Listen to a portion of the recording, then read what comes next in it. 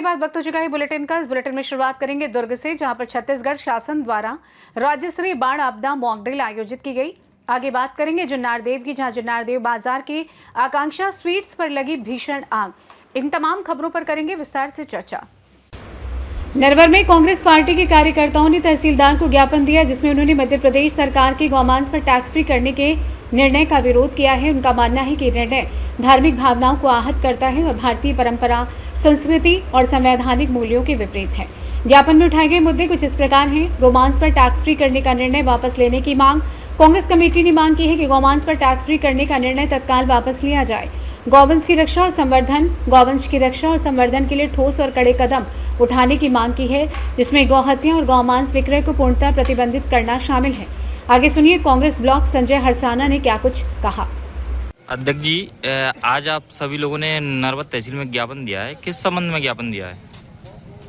आज अभी मोहन यादव मुख्यमंत्री है जो मध्य प्रदेश के, उन्होंने गौ माता के जो बीफ, यानी इसको अपन बीफ बोलते हैं और हिंदी में मांस बोलते हैं, और उस पर टैक्स फ्री करने का काम किया है, जिसमें भारतीय जनता पार्टी कहती है कि गौ हमारी माता है। तो हम उनको और पब्लिक को यह बताना चाह रहे हैं कि गौ उनकी माता नहीं है, गौ हमारी माता है। हम उस पर टैक्स फ्री और गौ काटने के विरोध में ज्ञापन दिया है। आपने ज्ञापन में क्या क्या मांग रखी हैं? ज्ञापन में एक तो वो जो गौ काटने का जो मुख्यमंत्री मांस उनका वो फ्री कर रहे हैं, वो टैक्स फ्री कर रहे हैं, तो उसके लिए हमने कहा है कि ऐसा नहीं होना चाहिए। दूसरी बात, यहाँ तहसील में कई सालों से जन सुनवाई बंद पड़ी है, उसके बारे में ज्ञापन दिया है। दूसरी बात एक हमने मांग रखी है 27 तारीख को यहाँ मुख्य। शिवपुरी से सीनियर संवाददाता विनोद सिकरवार के साथ कृपाल सिंह सोलंकी की रिपोर्ट। शहरी प्राथमिक स्वास्थ्य केंद्र द्वारा छोटा उदयपुर नगर पालिका में स्वच्छता ही सेवा के अंतर्गत सफाई मित्र सुरक्षा स्वास्थ्य जांच हेतु शिविर का आयोजन किया गया। मुख्य जिला स्वास्थ्य अधिकारी डॉक्टर पॉल वसावा के सुझाव पर और जिला क्षय रोग अधिकारी डॉक्टर BM चौहान के मार्गदर्शन में तथा तालुका स्वास्थ्य अधिकारी डॉक्टर मनहर राठवा के सहयोग से शहरी स्वास्थ्य केंद्र छोटा उदयपुर द्वारा छोटा उदयपुर नगर पालिका में सफाई मित्र कार्यकर्ताओं को टीबी, मलेरिया और अन्य बीमारियों की जांच हेतु जन जागरूकता और जांच कार्यक्रम का आयोजन किया गया। इसमें जिला क्षय रोग केंद्र छोटा उदयपुर के वरिष्ठ उपचार पर्यवेक्षक मनहर भाई वानकर द्वारा टीबी रोग के लक्षणों के बारे में विस्तृत जानकारी दी गई, जबकि शहरी पर्यवेक्षक राजू भाई राठवा ने मलेरिया, डेंगू, मधुमेह जैसी बीमारियों के बारे में जानकारी दी। कार्यक्रम में नगरपालिका अध्यक्ष मंजुला बेन कुली, नगरपालिका सदस्य फैजल माला, कमलेश भाई, साथ ही नगरपालिका कर्मचारी हिनाबेन राठवा, दामोर, राकेश सोलंकी, राजेश सोलंकी और समस्त कर्मचारीगण तथा 35 से अधिक लाभार्थी उपस्थित थे।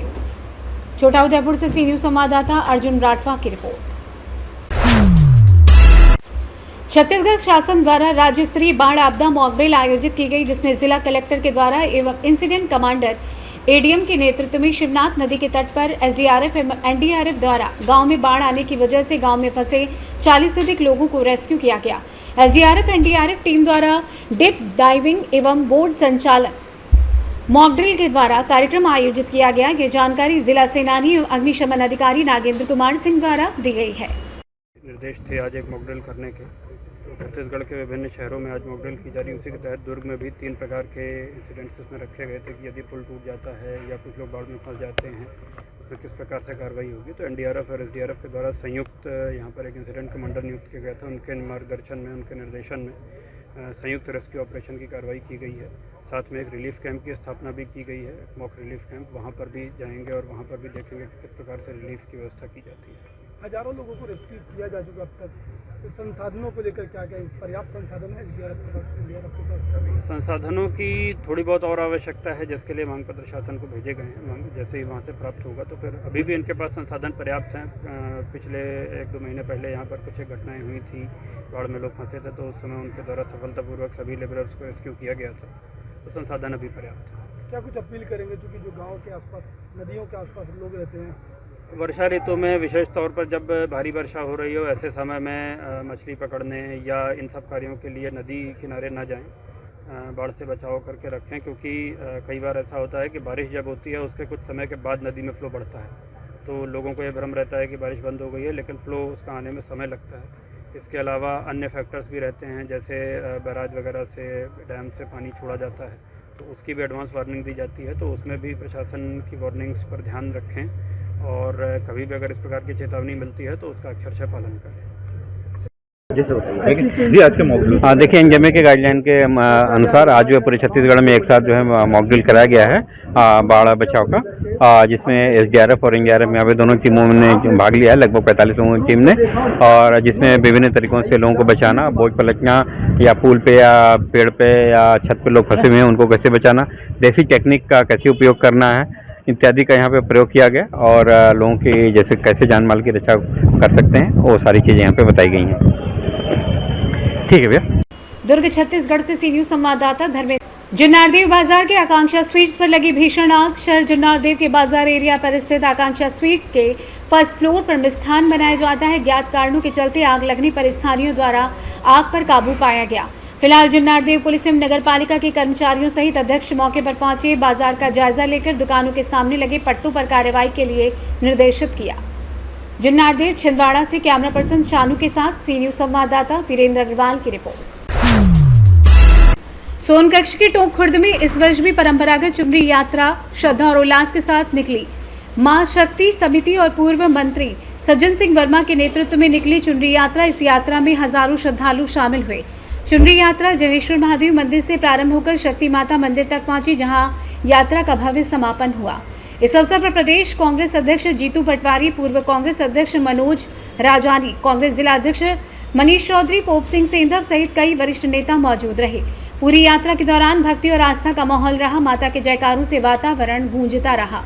यात्रा के समापन के बाद आयोजित सभा में जीतू पटवारी ने मंच से सरकार पर जमकर हमला बोला। उन्होंने कहा कि सरकार ने लाडली बहनों को 3000 रुपए प्रतिमाह देने का वादा किया था, लेकिन आज तक ये वादा अधूरा है। गौमांस पर जीएसटी को लेकर पटवारी ने बड़े सवाल उठाते हुए कहा कि जीवित गाय पर टैक्स नहीं लिया जा रहा है, लेकिन गौमांस पर सरकार जीएसटी वसूल रही है। उन्होंने दावा किया कि उनके पास राज्यपाल के हस्ताक्षर वाला पत्र मौजूद है।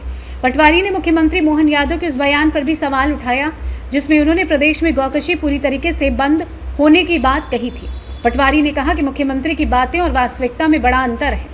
सभा के दौरान पटवारी मंच से ही सज्जन सिंह वर्मा के करीबी और वरिष्ठ कांग्रेस नेता मनोज राजानी को प्रदेश उपाध्यक्ष घोषित किया गया। ये चुनरी यात्रा एक ओर जहां धार्मिक आस्था का प्रतीक बनी, तो दूसरी ओर कांग्रेस नेताओं के राजनीतिक संदेश और संगठनात्मक घोषणाओं का मंच भी रही। जानते हैं कांग्रेस प्रदेश अध्यक्ष जीतू पटवारी ने और क्या कुछ कहा। सोनकक्ष से सी न्यूज संवाददाता साजिद पठान की रिपोर्ट। फिलहाल के लिए इस खास बुलेटिन में बस इतना ही। देश दुनिया की तमाम बड़ी खबरों को जानने के लिए जुड़े रहिए सी न्यूज भारत के साथ। हर खबर आपके साथ, आपके हाथ।